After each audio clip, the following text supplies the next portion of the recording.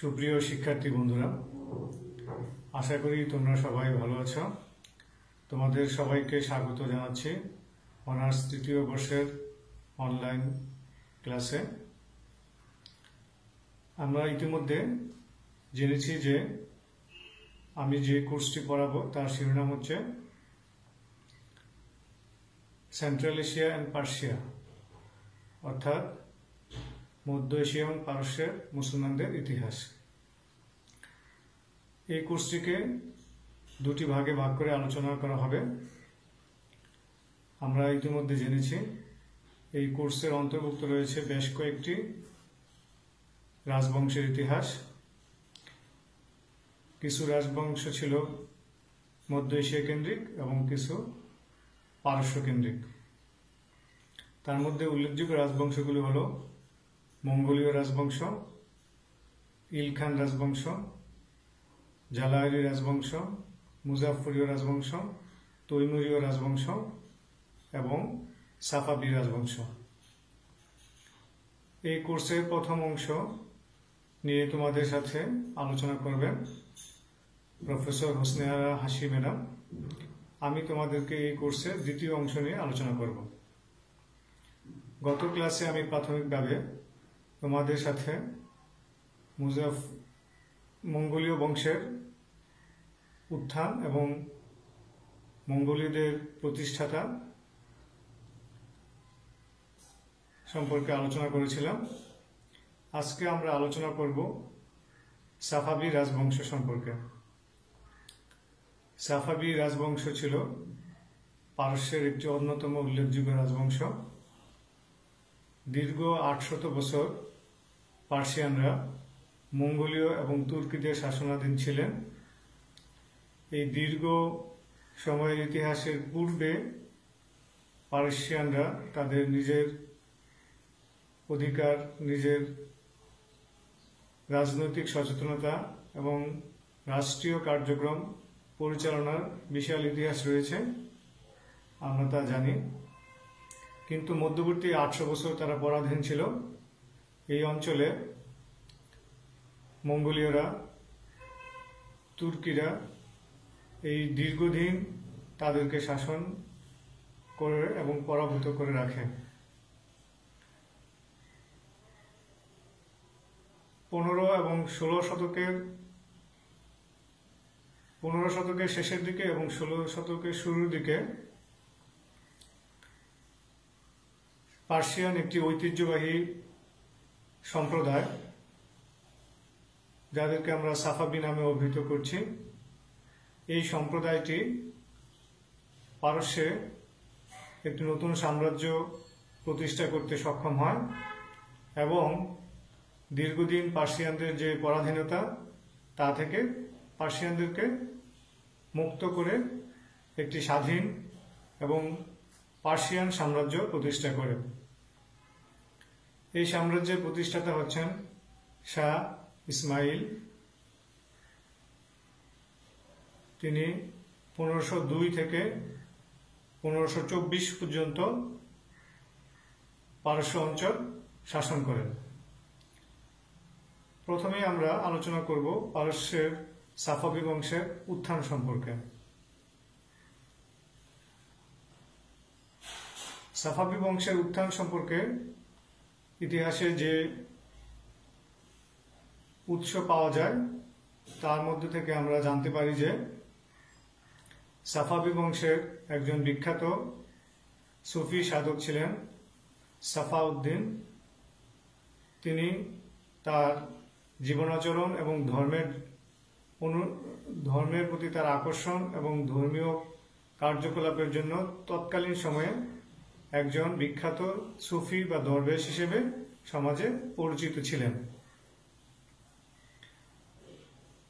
ইতিহাসে এমনও জানা যায় যে তৈমুরীয় বংশের প্রতিষ্ঠাতা তৈমুর সুফি সাফি উদ্দিনের সাথে ভালো সম্পর্ক রাখতেন এবং তিনি প্রায়ই তার কাছ থেকে দোয়া আনতে যেতেন। এবং এমনও ইতিহাসে প্রচলিত আছে যে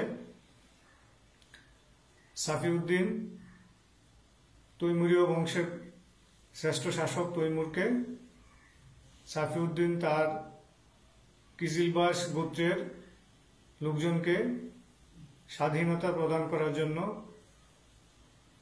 তৈমুরের কাছে নিবেদন করেন এবং তিনি তা রক্ষা করেন। এই কিজিলবাস গোত্রের পরবর্তীতে তাদের নিজ অধিকার প্রতিষ্ঠা করার জন্য সাফিউদ্দিনের পুত্র শেখ হায়দারের নেতৃত্বে ধীরে ধীরে পারস্য অঞ্চলে তাদের শক্তি বৃদ্ধি করতে থাকে এবং শেখ হায়দার ছিলেন একজন যোদ্ধা এবং সুদূর প্রসারী উচ্চাভিলাষী ব্যক্তি। তিনি প্রথম কিজিলবাস গোত্রের লোকজনদেরকে একত্রিত করে রাজনৈতিক সচেতনতা তৈরি করে তাদের মধ্যে এবং ধীরে ধীরে এই অঞ্চলে তুর্কি সাম্রাজ্যকে ধ্বংস করার জন্য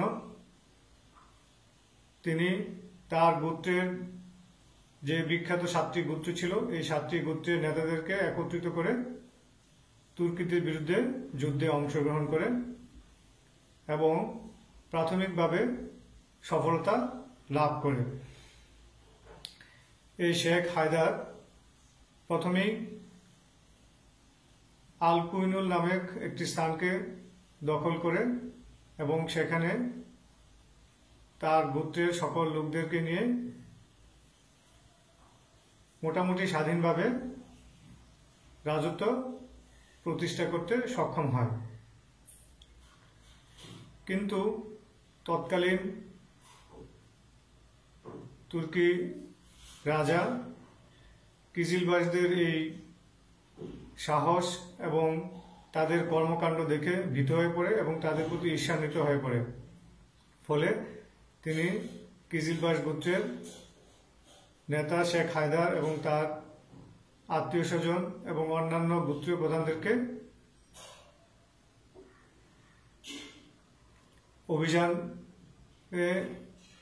তাদের বিরুদ্ধে অভিযান প্রেরণ করে এবং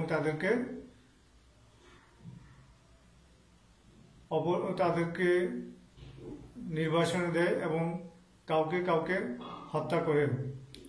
এই পরিস্থিতিতে যখন কিজিলবাস গোত্রের লোকজন মধ্যে হতাশা বিরাজ করতে থাকে, এই সময়ে একজন ব্যক্তি কিজিলবাস গোত্রের নেতা হওয়ার স্বপ্নে বিভোর হয়ে ওঠেন। তিনি হচ্ছেন পরবর্তীতে সাফাবি বংশের প্রতিষ্ঠাতা শাহ ইসমাইল। শাহ ইসমাইল ছিলেন একজন দুর্ধর্ষ যোদ্ধা এবং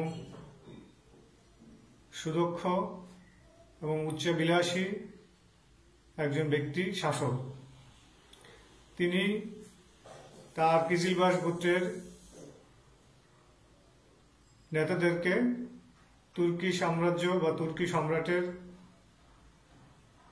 রোষানল থেকে তাদেরকে রক্ষা করেন এবং ক্রমান্বয়ে তিনি আজারবাইজান অঞ্চলের মধ্যে স্বাধীনতা ঘোষণা করেন এবং তিনি তার অঞ্চলে স্বাধীনভাবে রাজ্য পরিচালনা করতে থাকেন। এভাবে তিনি তার গোত্রের সকল ব্যক্তির মধ্যে আকর্ষণীয় হয়ে ওঠেন এবং তাদের নেতা হিসেবে স্বীকৃতি লাভ করেন। পরবর্তীতে এই কিজিলবাস গোত্রের লোকজন তাদের ঐতিহ্যকে পুনরুদ্ধার করার জন্য শাহ ইসমাইলের নেতৃত্বে একটি বিশাল সৈন্যবাহিনী গড়ে তোলে এবং তারা ধীরে ধীরে পারস্য অঞ্চলে আক্রমণ শুরু করে এবং পারস্য অঞ্চল থেকে তুর্কি সাম্রাজ্যের শেষ দুর্বল শাসকদেরকে পরাজিত করে সাফাবি বংশ প্রতিষ্ঠা করেন। এই সাফাবি বংশের প্রতিষ্ঠার পিছনে যে কজন ব্যক্তির সবচেয়ে বেশি উল্লেখযোগ্য অবদান ছিল তার মধ্যে একজন হচ্ছে শাহ সাফিউদ্দিন, তার পুত্র শেখ হায়দার এবং সর্বশেষ প্রতিষ্ঠাতা হিসেবে শাহ ইসমাইল। এই সাফাবি নামকরণের ক্ষেত্রে ইতিহাসে যে উদাহরণ হিসেবে দেওয়া হয়ে থাকে যে শাহ ইসমাইলের দাদা বা প্রপিতামহ হাজী সাফাউদ্দিনের নামেই এই বংশের নামকরণ করা হয়ে থাকে সাফাবি রাজবংশ। এই সাফাবি রাজবংশ পারস্য অঞ্চলে প্রায় 200 বছর শাসন প্রতিষ্ঠা করে থাকে 1502 থেকে 1736। এই 200 বছরের উপরে তারা এই অঞ্চলে শাসন করে এবং তাদের শাসনকালে পারস্যের যে অতীত ঐতিহ্য, যা আমরা সভ্যতার ইতিহাসে দেখেছি যে পার্সিয়ান সভ্যতার অবদান অনেক, এই মানব সভ্যতার ইতিহাসে পার্সিয়ানদের অনেক অবদান রয়েছে। এই সাফাবি বংশের প্রতিষ্ঠার মাধ্যমে পার্সিয়ানরা তাদের অতীত ঐতিহ্য, অতীত গৌরবকে পুনরুত্থান দান করতে সক্ষম হয় এবং এই পুনরুত্থানের পিছনে যে নায়ক, সেই নায়ক হচ্ছেন শাহ ইসমাইল। তিনি ছিলেন মূলত মুসলমানদের মধ্যে যে দুটি শাখা, একটি সুন্নি এবং শিয়া, এই সাফাবি বংশের প্রতিষ্ঠাতা শাহ ইসমাইল এবং তার পূর্বপুরুষ এবং তার উত্তরপুরুষ সবাই ছিলেন শিয়া সম্প্রদায়ভুক্ত। আমরা জানি শিয়াদের মধ্যে দুটি ভাগ রয়েছে, একটি হচ্ছে সেভেনার্স এবং একটি হচ্ছে টুয়েলভার্স। একটি শাখা হচ্ছে সপ্তম ইমামে বিশ্বাসী আর একটি শাখা হচ্ছে 12 ইমামে বিশ্বাসী, এই জন্য তাদেরকে দুটি ভাগে ভাগ করা হয়ে থাকে। এই সাফাবি বংশের শাসকরা ছিলেন সেভেনার্স গ্রুপের অন্তর্ভুক্ত, অর্থাৎ সপ্তম ইমামে বিশ্বাসী অন্তর্ভুক্ত। তারা শিয়াদের মধ্যে সপ্তম ইমামে বিশ্বাসী গ্রুপের নেতৃত্ব দিয়ে থাকেন এবং আজ পর্যন্ত পারস্য অঞ্চলে এই ধারাই অব্যাহত রয়েছে। সাফাবি বংশের প্রতিষ্ঠাতা শাহ ইসমাইল ছিলেন একজন যোগ্য শাসক, আমরা ইতিমধ্যে বলেছি। তিনি তার শাসন ব্যবস্থাকে সুদৃঢ় করার জন্য বেশ কয়েকটি কার্যক্রম পরিচালনা করেন। প্রথমত তিনি তার অভ্যন্তরীণ কিজিলবাস গোত্রের নেতাদেরকে একত্রিত করে তাদের সকলের সহযোগিতা একটি শক্তিশালী সাম্রাজ্য প্রতিষ্ঠা করতে সক্ষম হন এবং এই ক্ষেত্রে তিনি প্রত্যেক গোত্রের নেতাদেরকে আলাদা আলাদা ভাবে সম্মান প্রদর্শন করতেন এবং তাদেরকে স্বাধীনভাবে কাজ করার সুযোগ দিতেন। এই ফলে প্রত্যেক গোত্রের নেতাগণ শাহ ইসমাইলকে তাদের প্রধান নেতা এবং ধর্মীয় নেতা হিসেবে স্বীকৃতি দেন এবং তার নেতৃত্বেই সাফাবি বংশের প্রতিষ্ঠা করেন।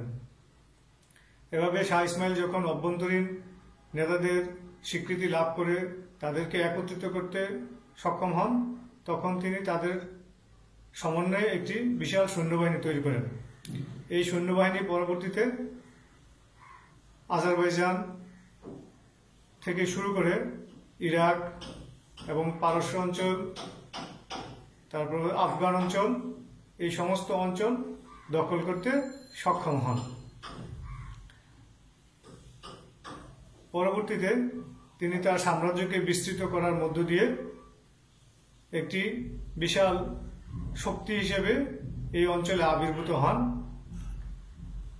এবং তার এই শক্তি সামর্থ্যকে জানান দেওয়ার জন্য তিনি পারস্য অঞ্চলকে অতিক্রম করে ভারতীয় উপমহাদেশের সীমান্ত পর্যন্ত তার সাম্রাজ্যকে বিস্তৃত করতে সক্ষম হন